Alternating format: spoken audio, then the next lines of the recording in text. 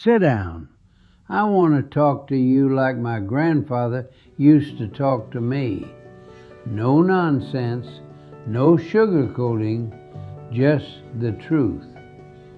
My name is Salvatore Benedetto, Sal, 106 years old, born in Napoli, Italy, in a little apartment where you could smell the leather from my father's workshop and the basil from my mother's windowsill.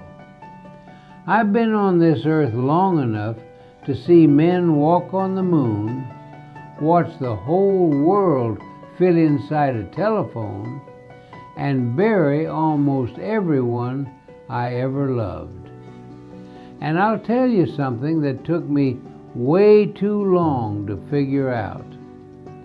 The doors that changed my life didn't open because I pushed harder. They opened because I finally stopped walking through the wrong ones. Every time I said no to something that was draining me, something better walked in. Every single time. Not magic, just math. You can't grab a new rope if your hands are full of old ones. But nobody teaches you this. Your parents don't teach you. School doesn't teach you. They teach you to be good, be helpful, say yes, don't make trouble. And so you spend half your life making yourself smaller so other people can feel bigger.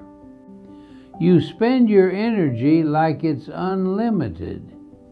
You say yes until you're empty, and then you wonder why you feel like you're drowning in your own life. I did that for 40 years. 40 years. So let me save you some time. My mother, Lucia, beautiful woman, laugh that could fill a cathedral, she died when I was 5, tuberculosis. I watched her cough blood into handkerchiefs she'd embroidered herself, little blue flowers on white cotton. She taught me to tie my shoes the week before she died. I still tie them the same way, her fingers guiding mine in my memory.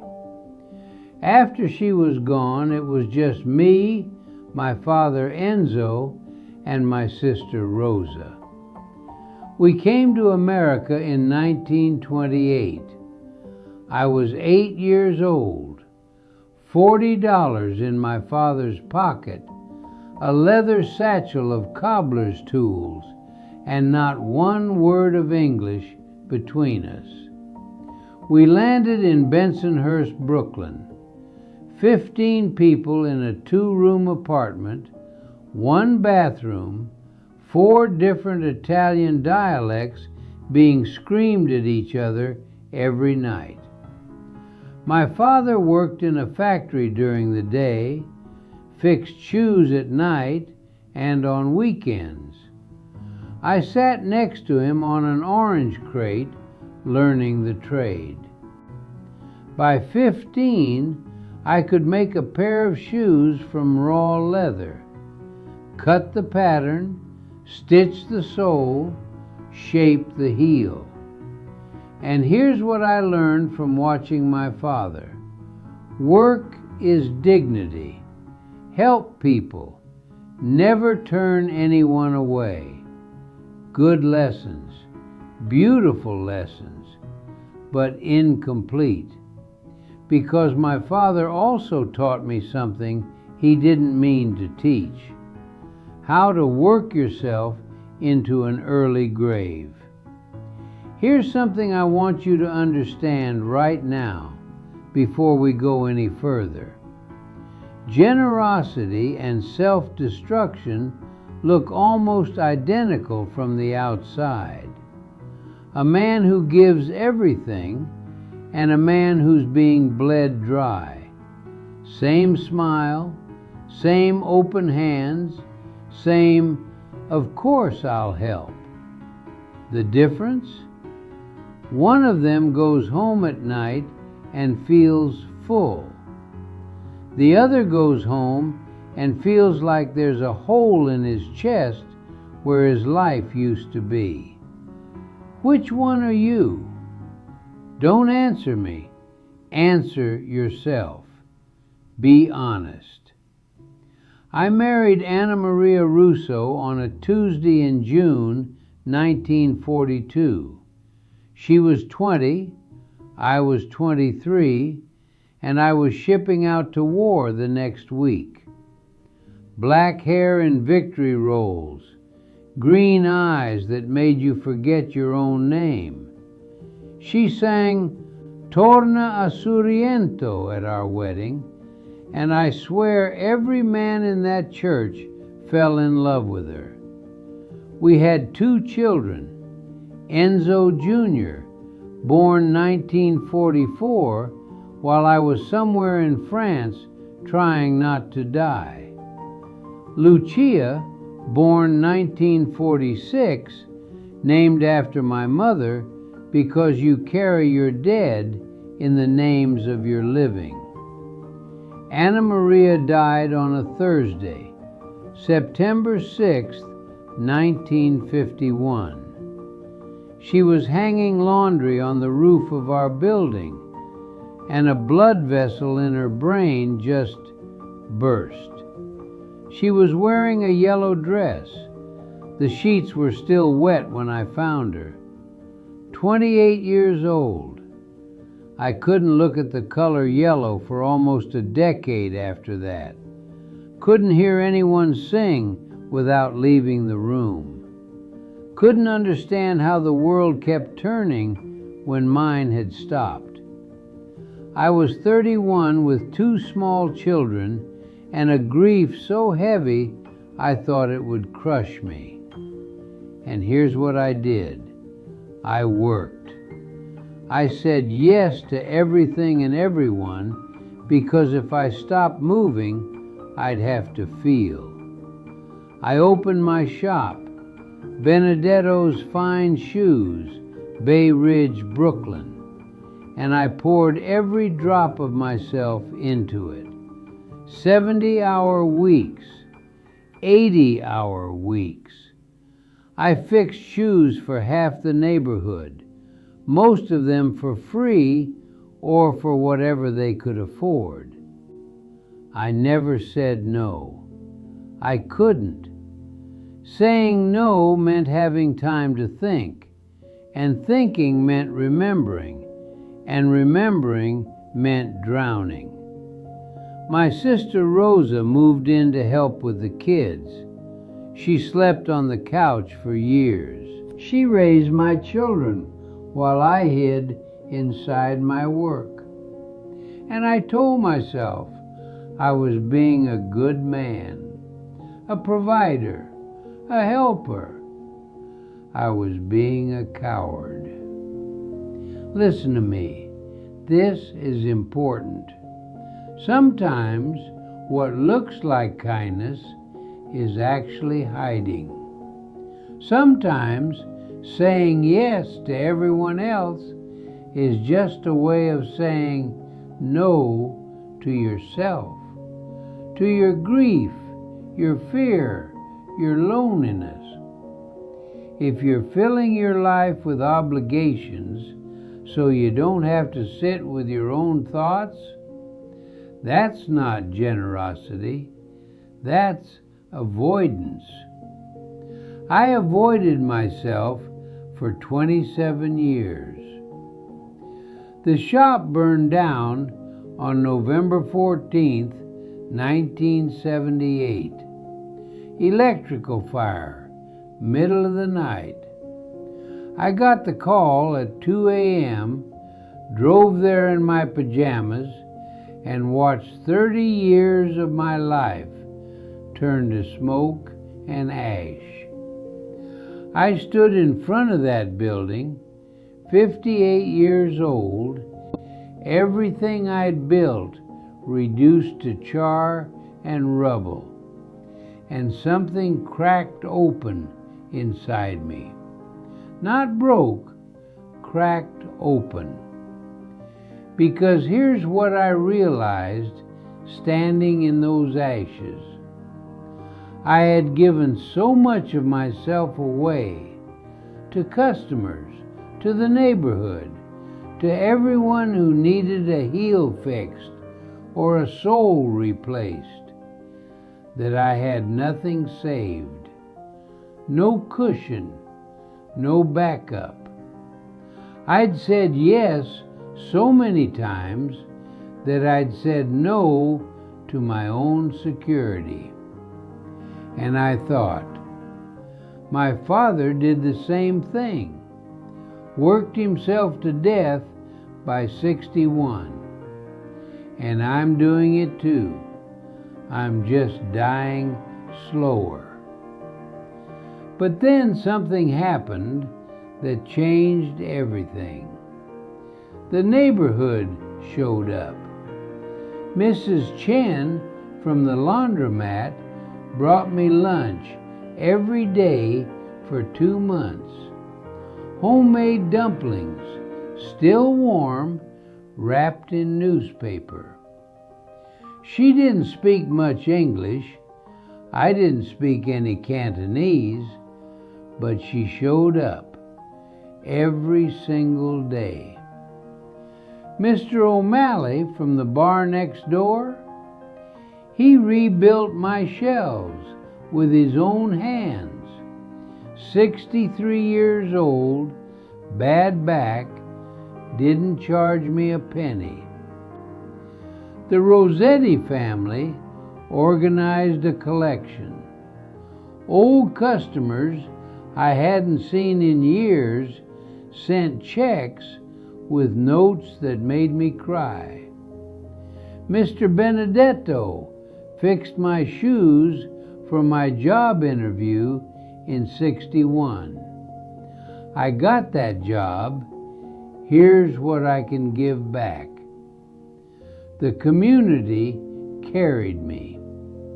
And standing there, watching these people rebuild what I had lost, I understood something I'd missed my whole life.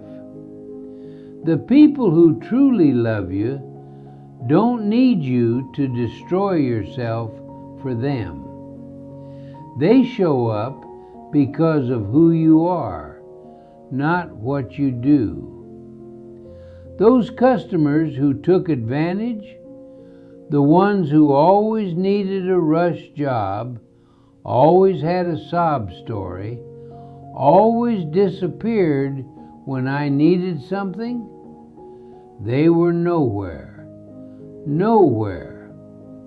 But the people I had real relationships with, mutual ones, honest ones, they were there with hammers and paintbrushes and plates of food. That's when I learned to tell the difference. So let me ask you something right now. Think about the people in your life, the ones you say yes to. How many of them would show up if your life burned down? Not with sympathy, with hammers, with food, with time and sweat and money and whatever you needed. Some of them would, absolutely. Hold on to those people with everything you have.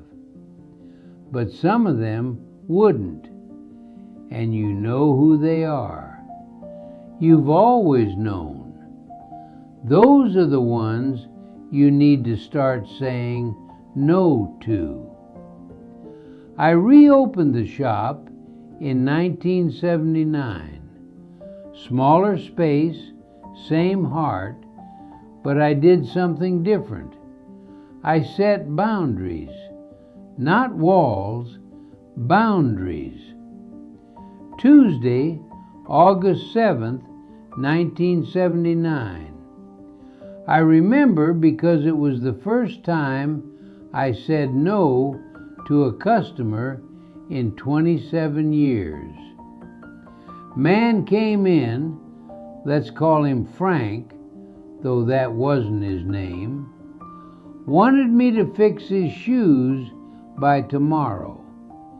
Rush job. Come on, Sal, you always come through. Old me would have said yes, would have stayed until midnight, skipped dinner, hurt my back hunching over the bench. New me said, Frank, I can have them ready by Thursday. That's the best I can do. He got angry, tried guilt, tried flattery, tried anger again. I said, Thursday, Frank, or you can try the place on Fifth Avenue. He huffed out, came back Thursday, picked up his shoes, never mentioned it again. And you know what? He respected me more after that. I could see it in his eyes. He stopped treating me like a vending machine and started treating me like a person. People will treat you the way you let them treat you. Read that again. Let it sink in. When you say yes to everything, you teach people that your time doesn't matter. Your energy doesn't matter. You don't matter. When you say no, kindly, firmly, without apology, you teach them that you're a person with limits, and limits are worthy of respect. But the real test came 11 years later. I was 70 years old. I met Gloria Washington at a church potluck. She was 62, black, widowed, retired nurse. Voice like warm honey and absolutely zero tolerance for foolishness.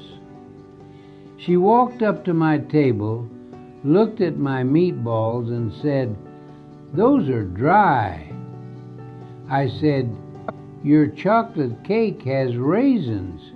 Raisins don't belong in chocolate cake." We argued for 20 minutes about nothing. And then she smiled and asked if I wanted coffee. I said yes. That yes changed my life. But it required a lot of no's. Here's what nobody tells you about saying yes to the right things. Sometimes it means saying no to people you love. Sometimes it means saying no to what's expected, what's comfortable, what's easy. Gloria was black. I'm Italian. In 1990, in Brooklyn, that was still complicated. People stared when we walked down the street holding hands. Some of them whispered. Some of them didn't bother to whisper.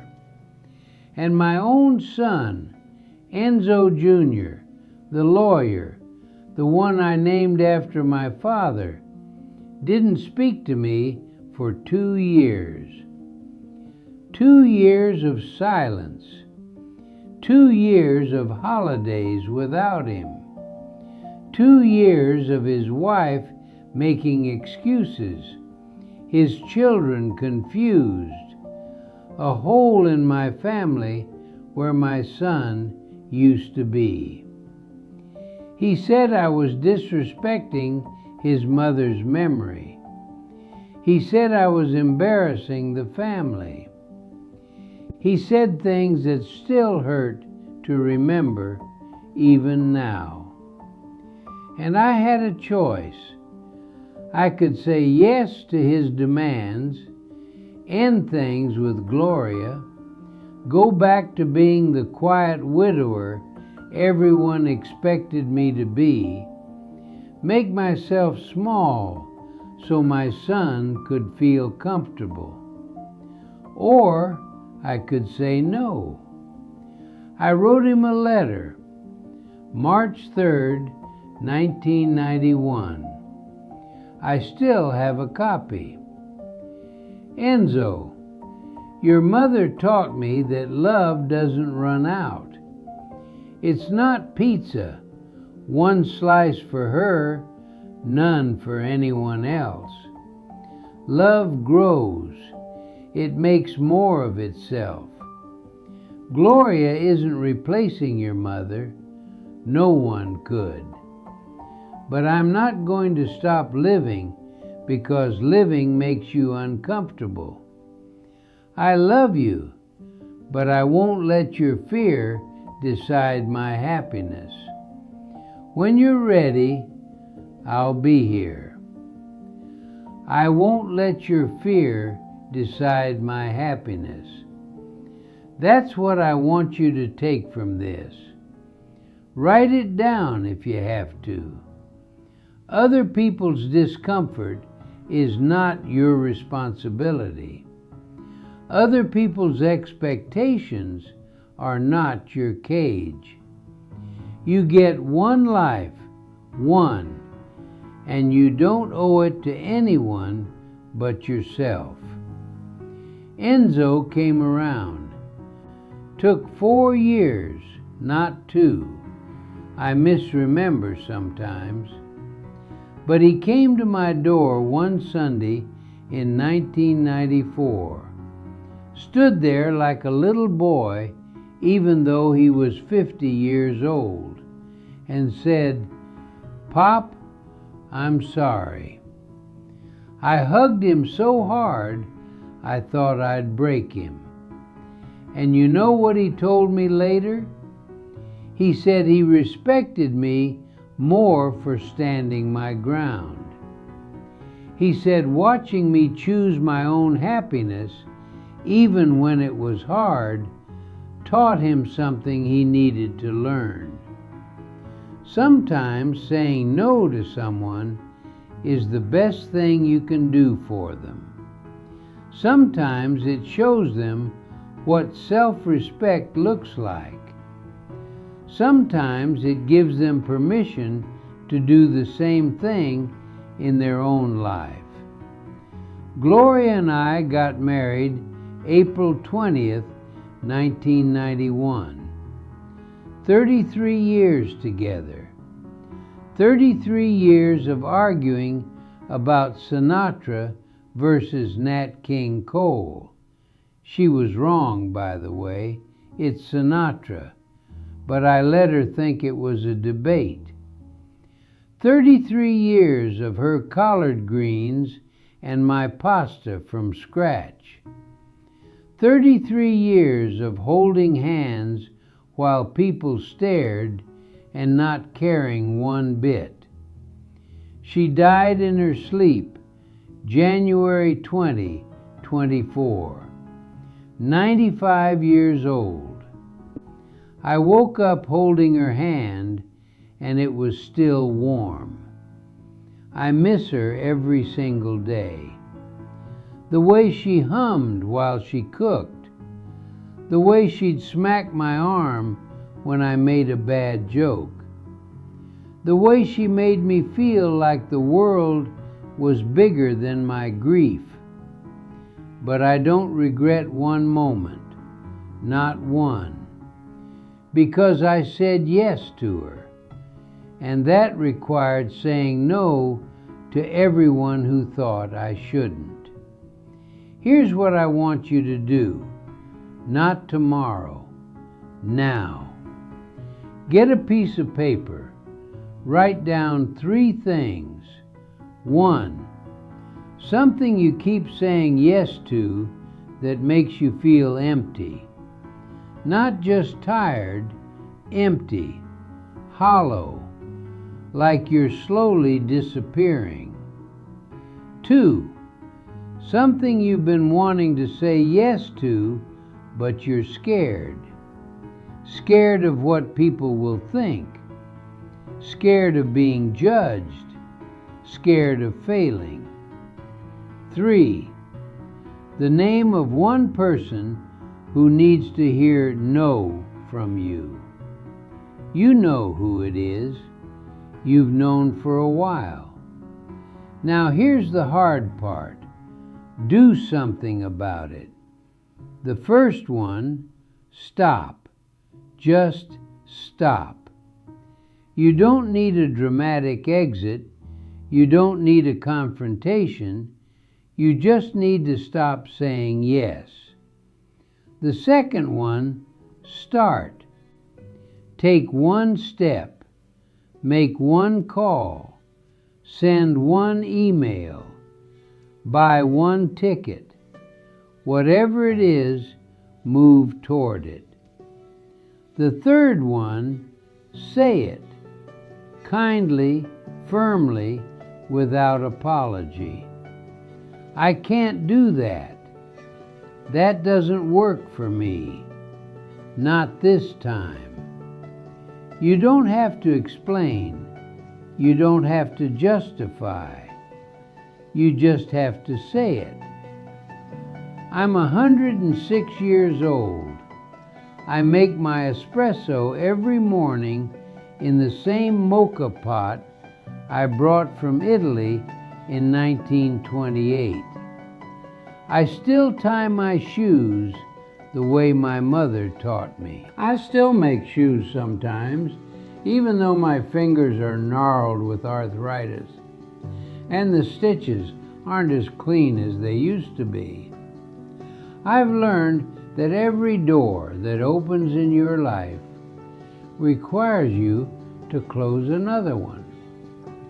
You can't walk through every door. You don't have enough time, enough energy, enough life. So choose. Say no to the things that drain you so you can say yes to the things that fill you. Say no to the people who use you so you can say yes to the people who see you. Say no to the life everyone else expects so you can say yes to the life you actually want. My father worked himself to death by 61. I almost followed him. But I learned late, too late in some ways, but not too late to matter, that saying no isn't selfish. It's survival. It's wisdom. It's love. For yourself and for the people who actually deserve your yes. The doors that matter don't open because you knock on all of them. They open because you finally stop knocking on the wrong ones. Arrivederci. Go live your life. And when someone asks you for something that costs you your peace, your health, your joy, you know the answer. You've always known. Now say it.